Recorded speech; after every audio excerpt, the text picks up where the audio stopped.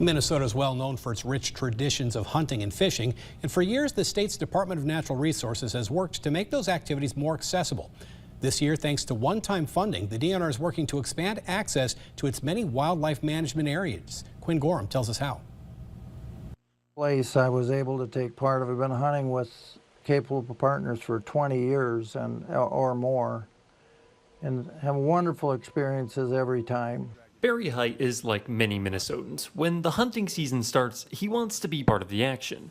But unlike many hunters, Height is in a wheelchair.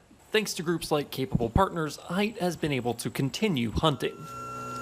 When Capable Partners first started, it was basically just buddying up able-bodied people with disabled people and giving them an opportunity to go fishing. For more than a decade, Capable Partners has partnered with the Minnesota DNR. In doing so, they've advocated for better accessibility in the field through things like wheelchair-accessible hunting blinds. It's all part of a larger effort called Get Out More. In 2023, the Minnesota legislature committed to an incredible investment opportunity to create more opportunities for Minnesotans to get out more and enjoy the outdoors. Specifically, the DNR has been granted $5 million in one-time funding to expand accessibility for hunting and fishing. The big part of it is also accessibility to the outdoors. So at a site like this, we have a fishing pier on the water.